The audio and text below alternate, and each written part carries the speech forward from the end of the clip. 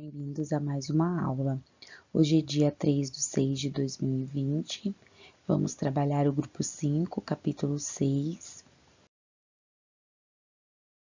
Neste capítulo, trabalharemos, então, a Ásia antes da chegada dos portugueses. A gente vê, então, a transição da Idade Média, para a Moderna, e a China passou por todas essas transformações, principalmente em relação ao desenvolvimento tecnológico, onde a China atingiu seu grau de desenvolvimento superior ao dos europeus, pois eles tinham um sistema de irrigação, agricultura com técnicas bem mais avançadas. A China, então, já era moderna? Bom, se nós voltarmos um pouquinho lá no grupo 1, a gente vai relembrar alguns conceitos, tá? Então, a gente viu que muitos intelectuais, eles se desenvolveram em torno da Europa, tá? Principalmente na Idade Média. Refletindo também um pouco sobre a Era Moderna, a gente pode pensar, dentro do contexto da modernidade, uma série de fatores que a gente pode inserir os chineses dentro desse contexto, tá? É preciso também destacar que Gutenberg já havia feito livros, com as impressoras na China, utilizando outras técnicas. Ao nomear aí o período História Moderna, a gente tem os europeus que excluíram das demais sociedades as outras civilizações do mundo, colocando só a Europa como um grande centro e polo comercial, e uma visão etnocêntrica, como se só eles fossem o centro do mundo. Aí depois vocês têm a China imperial aí na apostila de vocês, que demonstra então a dinastia Qin, no século V a.C. Muitas dinastias ocuparam o poder, principalmente durante a transição da Idade Média para a Moderna. Foi o caso que foi citado pela apostila de vocês, as dinastias de Sui, Tang, Song e a dinastia de Yuan, dinastia de Ming. Nesses modos, então, a gente vai ver um pouquinho de cada uma, começando pela dinastia de Song. A dinastia de Song, então, colocou uma disputa entre os poderes, entre os chefes militares do desdobramento advindo da próxima dinastia, que é a dinastia de Tang, para resolver vários problemas. Sobre o imperador, nomeou alguns funcionários. São diversos os motivos que fizeram a China viver uma intensa e efervescente momento de criativa durante a dinastia de Song. A população chinesa cresceu grandemente, se intensificou mais na área urbana e começou a haver o desenvolvimento industrial.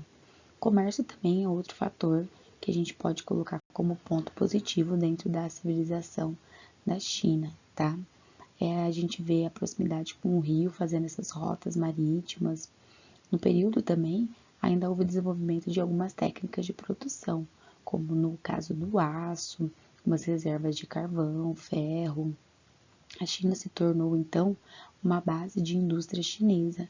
Embora os chineses se aliassem a uma das principais descobertas da pólvora, utilizando algumas estratégias primitivas, a China, dentro da dinastia de Song, é conhecida e reconhecida como a Rota da Seda, onde se desenvolveu muito o comércio têxtil, o comércio, então, dentro dessa rota marítima, tá?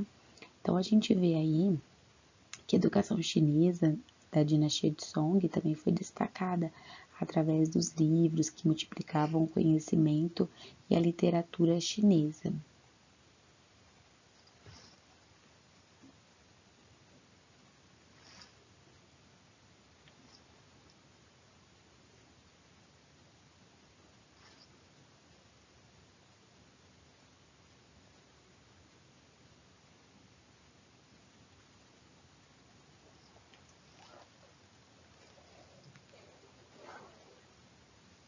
Caracterizava aí por uma aristocracia, sempre formada por uma influência intelectual, sempre disciplinados, tá?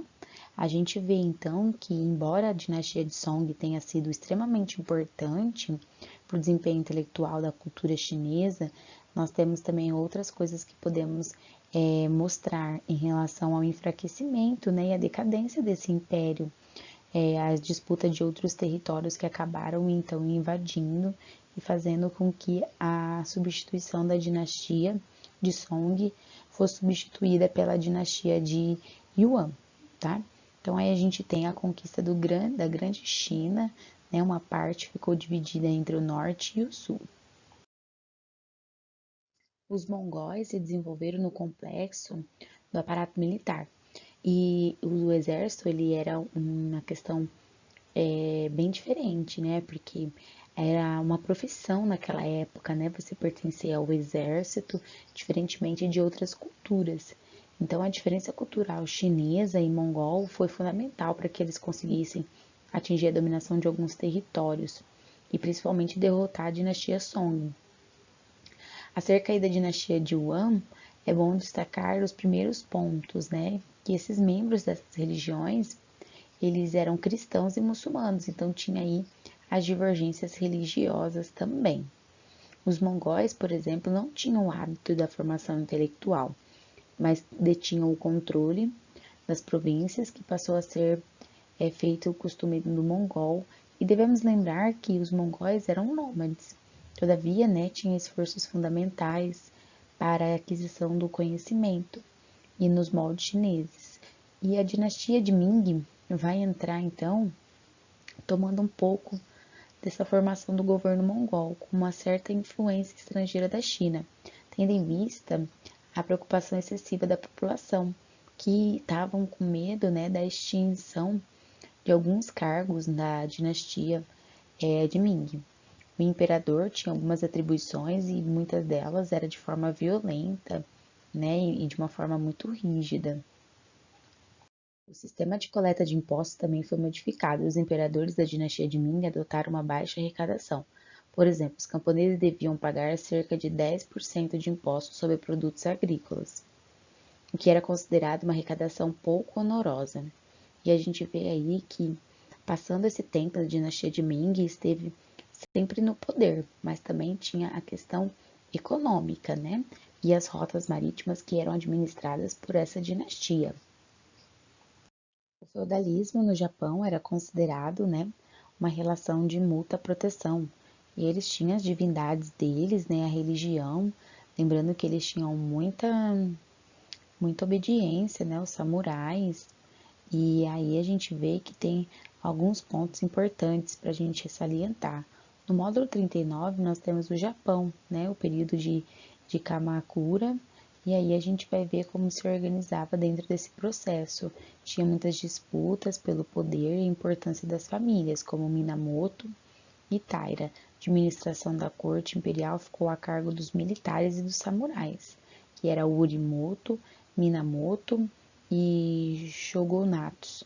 Os shoguns, né, ou shogun, como era nomeado, era imperador que possuía uma série de funções: administrar, comandar, coletar impostos, fiscalizar, aplicar as leis.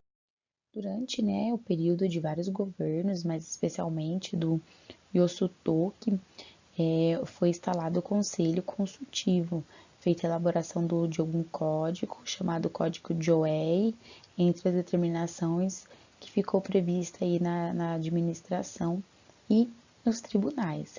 Nesse período, o Japão passou por duas tentativas de invasão: a invasão mongol, articulada com o imperador, e ainda os mongóis contabilizaram aí mais de 40 mil soldados.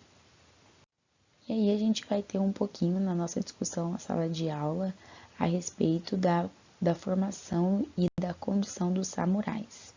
No período Muromachi, houve a restauração, né, de alguns poderes e que eram promovidos a algumas mudanças administrativas.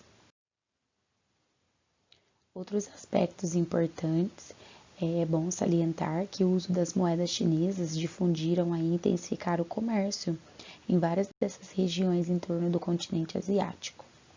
E agora vamos praticar os exercícios de teste para depois a gente fazer então a devolutiva e a retomada na aula ao vivo. Podemos consultar o material do Infinito e depois lá no grupo eu vou passar um link para vocês assistirem no YouTube, tá? Aguardo vocês até lá.